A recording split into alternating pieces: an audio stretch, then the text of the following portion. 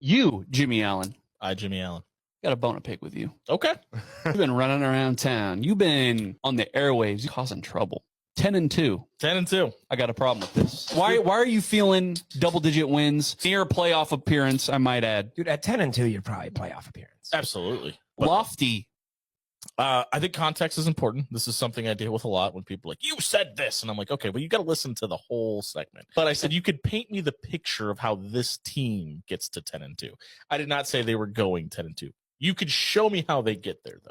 Paint me the picture. Yeah, I got to go down to spring practice this year, and the limited stuff we got to see, it doesn't even look like the same group of guys. There's clearly a big difference at quarterback.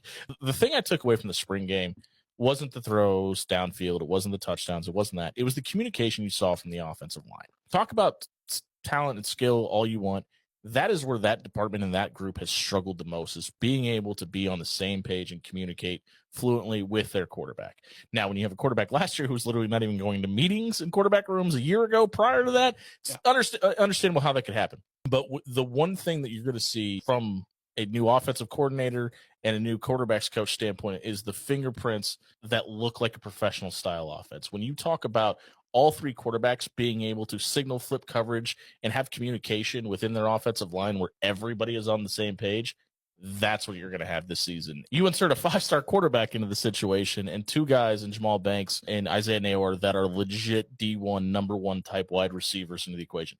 That offense looks incredibly different. Running back room, though, has been like the biggest head scratcher for me, because all of the coaches have kind of openly talked about how that room has struggled a little bit, right? From everything I saw, including the spring game, it looked okay. Mm-hmm. I mean, it definitely didn't look bad at any point. And I think it's just they want more out of that room because the quarterback run element is going to be gone. Like, I know people are like, well, Dylan Rowe is going to be able to scramble and make plays. They do not want him to do it. They do not want him to do that. Yeah, that is like last case scenario. Yeah. Like, Snapple and UTEP.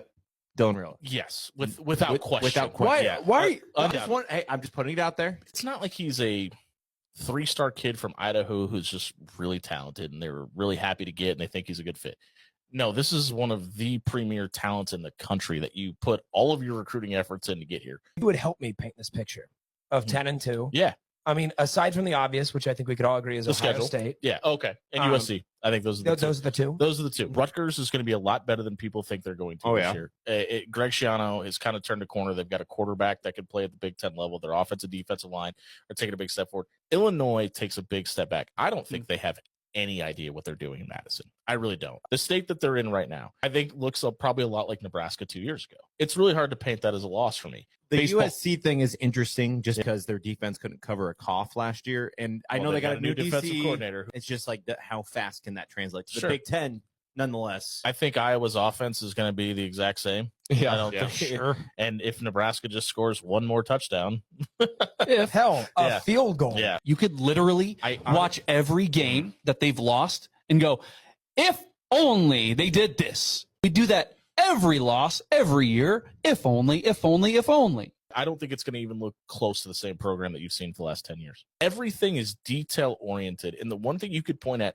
you could talk about all the one-score losses you want. Everything is because of a lack of attention to detail. And that is the one thing who head coach self-admittedly struggled with a year ago that is putting all things in place to make sure that's not the case going forward. Look at the way that schedule lines up. I mean, obviously, UTEP isn't a world beater. I think that's all we need to say as far as that goes. You could convince me Colorado is going to be worse than they were a year ago.